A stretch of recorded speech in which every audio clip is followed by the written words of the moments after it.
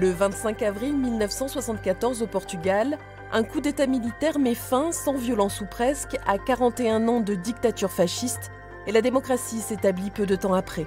Le pays vient de célébrer avec faste le 50e anniversaire de la révolution des œillets, tandis qu'un mouvement d'extrême droite, certes éloigné du salazarisme, gagne de plus en plus de terrain.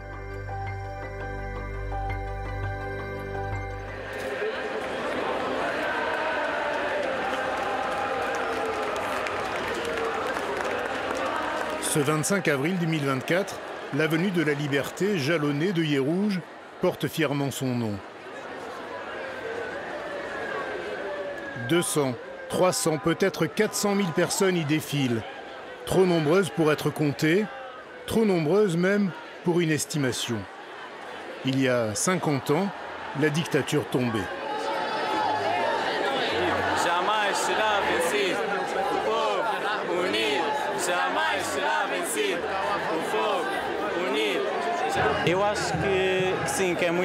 C'est très important que nous soyons tous ici aujourd'hui. Cela signifie beaucoup pour nous tous. Aussi parce que la révolution, ici au Portugal, a eu lieu très récemment et nombreux sont ceux qui se souviennent encore de la révolution. C'est pour nous une étape importante de notre indépendance et c'est un jour qui nous rappelle l'importance de notre liberté et des droits que nous avons au quotidien. C'est une grande joie de voir tous ces gens ici. Je pense que nous sommes à une époque de l'histoire où non seulement au Portugal, mais aussi dans le reste du monde, il est particulièrement important pour nous de nous montrer. C'est aussi pour cela qu'il y a tout ce monde. C'est une histoire très importante et nous devons descendre dans la rue pour que l'histoire ne se répète pas. Donc je pense qu'il est toujours pertinent de célébrer la liberté. Et en plus, 50 ans, c'est une date très spéciale pour nous. Pendant des heures, derrière les chars symbolisant le coup d'État militaire qui a instauré la démocratie, les Lisboètes piétinent dans la bonne humeur. Dans le cortège à l'arrêt, voici Teresa Tito Moraes et son mari Jaime.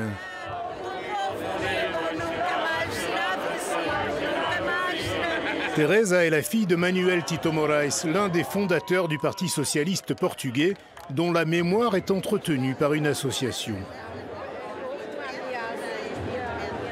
Toute ma famille, nous sommes réunis ici pour dire qu'il faut, évidemment qu'il y a beaucoup de chemin encore à parcourir, il faut toujours, mais pas oublier les principes fondamentaux de la démocratie, de la liberté et puis du progrès. À 0h20, le 25 avril 1974, cette chanson interdite est jouée par la radio nationale. C'est le signal du départ pour le mouvement des capitaines d'avril. Les chars des insurgés convergent vers Lisbonne. Le capitaine Salgueiro Maia arrive au Terreiro do Paço, au bord du Tage, au petit matin. C'est ici qu'ont lieu cette année les cérémonies militaires, sous l'œil du colonel Loureiro. En 1974, il était sous-lieutenant, sous les ordres de Salgueiro Maia. Nous sommes arrivés ici vers 5h30 du matin. Cet épisode sur l'avenue Ribeira das Nos s'est déroulé vers 10h du matin. Parce que je savais que ce jour-là, ce serait déjà gagné. J'ai fait le V de la victoire. On m'a demandé si j'avais pensé à Churchill. Non, je ne l'ai pas fait. C'était instinctif. Pour moi, c'est une grande émotion, comme je l'ai dit. C'est une journée inoubliable. C'était le jour le plus important, mis à part sur notre plan, la naissance de mes enfants, par exemple. Mais ce jour-là a été le jour le plus important de ma vie militaire, mais pas seulement, de ma vie de citoyen, qui a contribué à la liberté du peuple portugais.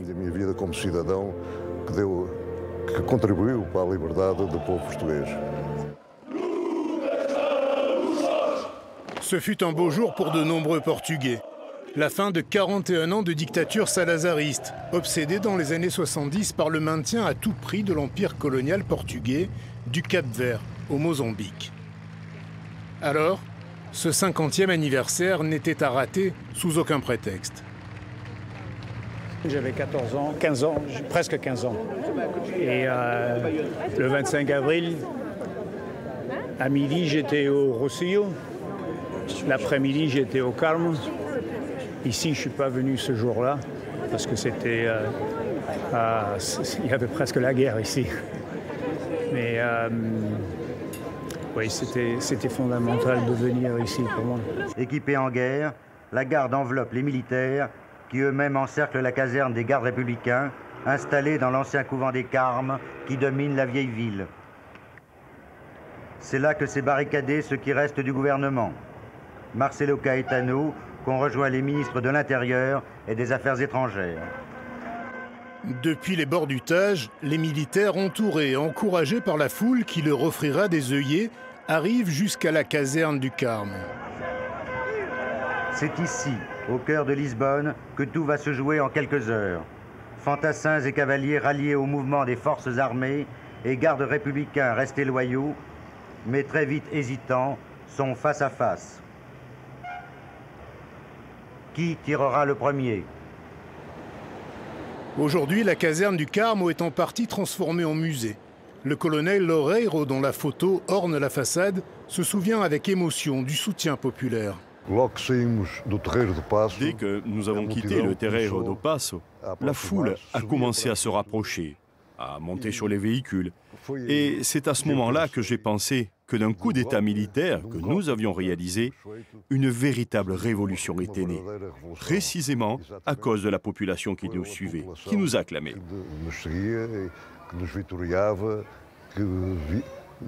Et nous avions la certitude que le peuple, les citoyens eux-mêmes, voulaient la chute du régime. Les hommes de Salgueiro Maia assiègent pendant quelques heures la caserne où s'est retranché le dictateur. 15h30, premier coup de feu.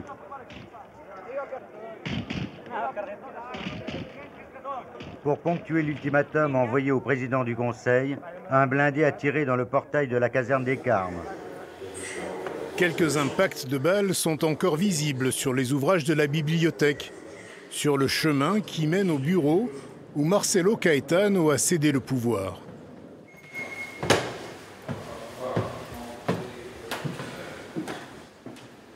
La révolution des œillets a duré moins de 24 heures. Elle a fait 5 victimes.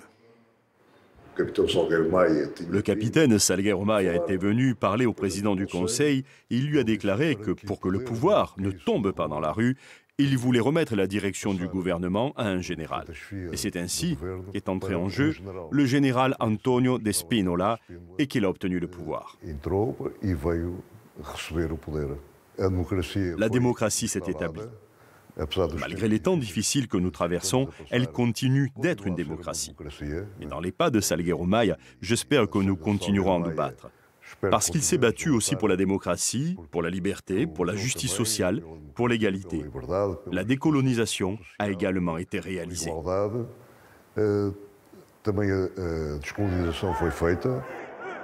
Carlos Maia de Loureiro, que l'on voit ici sur le char, a ensuite regagné sa caserne et poursuivi sa carrière. Cette fois, c'est fini. Le gouvernement civil s'est rendu au général Spinola. Le général Spinola et la junte de salut national s'installent au pouvoir. Aujourd'hui, pas d'intérêt.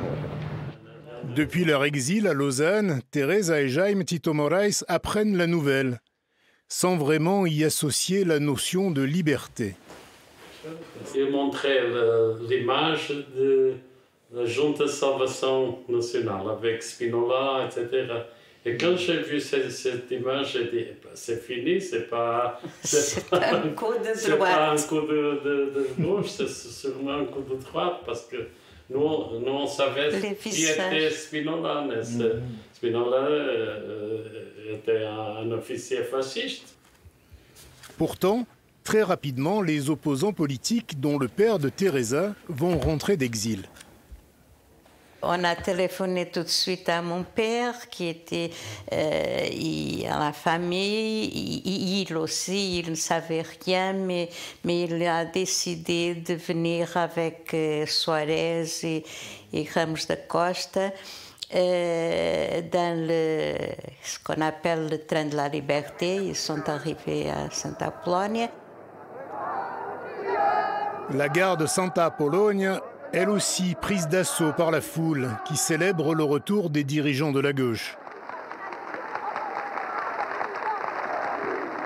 Ici, le socialiste Mário Soares, qui deviendra Premier ministre en juillet 1976. Il n'y a plus de prisonniers politiques au Portugal. Ces clés, qui vont ouvrir les verrous de l'oppression, symbolisent aujourd'hui le grand espoir de liberté soulevé par le coup d'État militaire d'il y a 2 jours. Auparavant, ceux qui n'avaient pas pu ou pas voulu s'exiler avaient été libérés.